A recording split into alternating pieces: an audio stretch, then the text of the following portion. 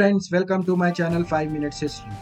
The fall of Constantinople in 1453 marked one of the most significant turning points in world history. As the capital of the Eastern Roman or the Byzantine Empire, Constantinople had stood as the bastion of Christian power, Roman tradition, and Greek culture for over 1,000 years.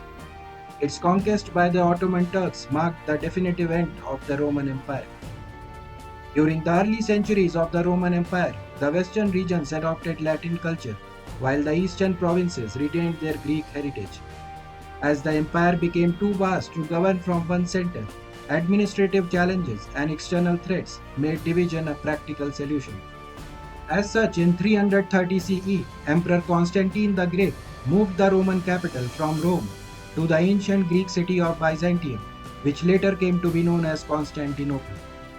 The Roman Empire was formally divided into Western and Eastern Roman empires in 395 CE, following the death of the Emperor Theodosius I.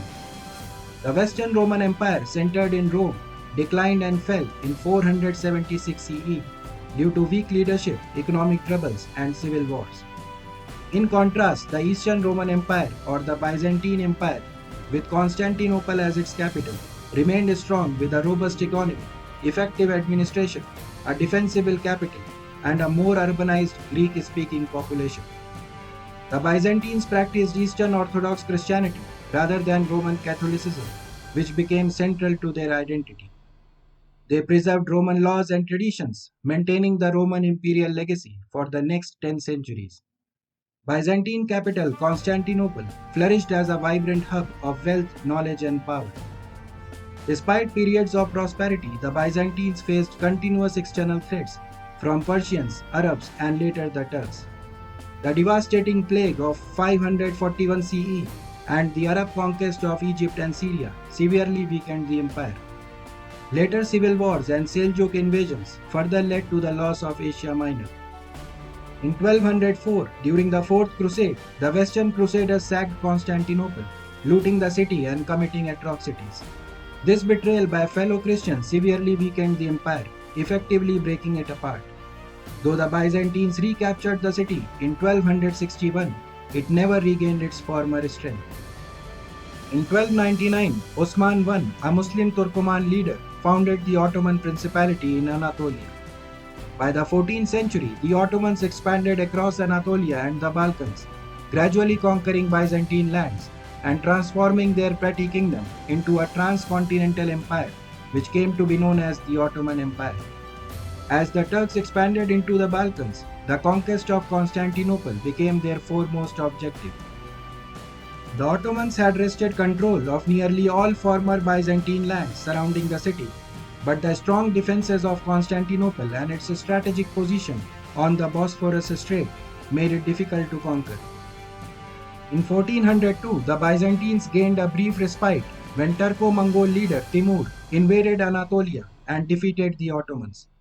The subsequent civil war threw the empire into chaos until Sultan Mehmed I restored the Ottoman power. When Sultan Mehmed II ascended the throne in 1451, he devoted himself to strengthening the Ottoman navy and began preparing for a final attack on Constantinople.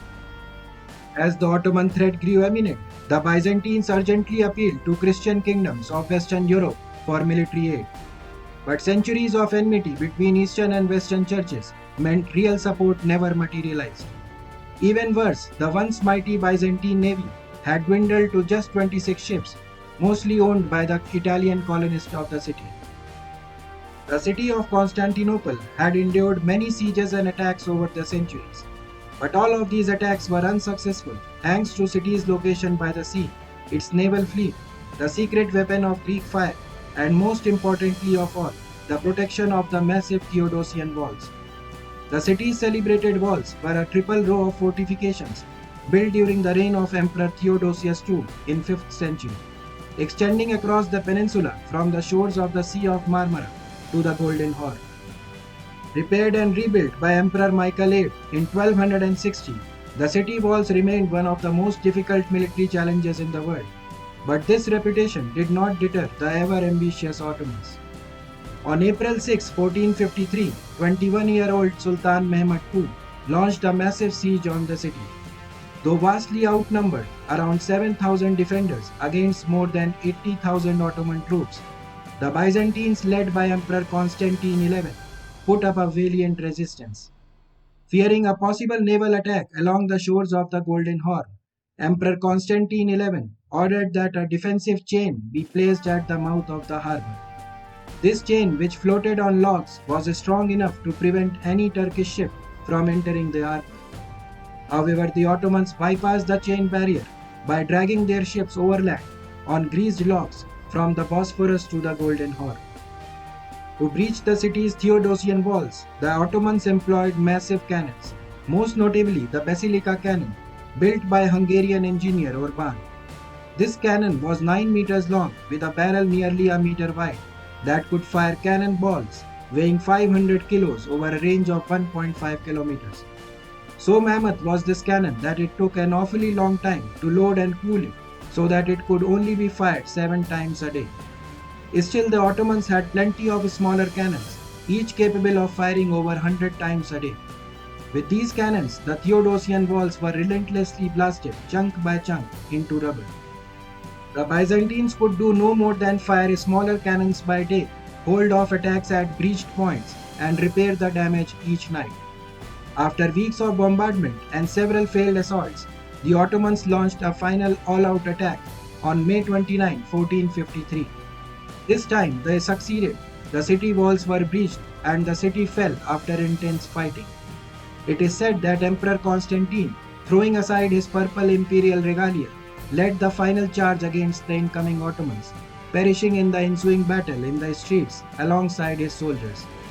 Sultan Mehmed II entered the city as a victor and would soon earn the title Mehmed the Conqueror.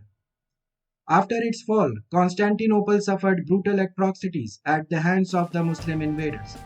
The city was looted for 3 days with widespread killings, destruction of churches, and mass enslavement.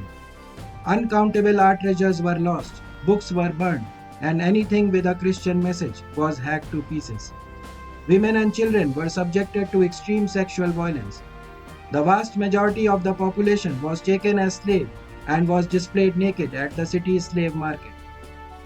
Even within the sanctuary of Hagia Sophia Church, elderly refugees who had sought safety were brutally killed, while many of the women present were raped and slaughtered. The Venetian Barbero observed that blood flowed in the city like rainwater in gutters after a sudden storm, and that bodies of Christians floated in the sea like melons along a canal.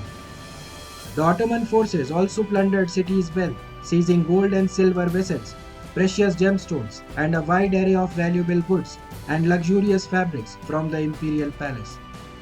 Constantinople's most sacred icon, the Hodegetria, was cut into 4 pieces and destroyed. Sultan Mehmed entered the Hagia Sophia church, marveling at the sight of the Grand Basilica, and knocked over and trampled on the altar.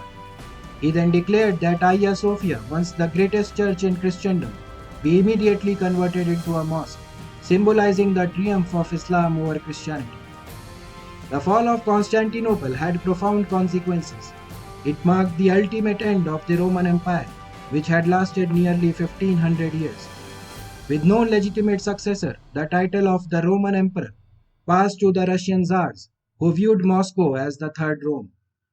Constantinople became the Ottoman capital, and its massive Golden Gate was added to Mehmed's castle treasury. A large number of Greek scholars fled to the west, bringing with them ancient texts and knowledge that helped fuel the Renaissance in Europe. Economically, the conquest shifted trade routes. With the Ottomans controlling the gateway between Europe and Asia, European powers began seeking alternative routes, eventually leading to the age of exploration. The fall of Constantinople deepened the divide between Christianity and Islam, and between Eastern Orthodoxy and Western Catholicism.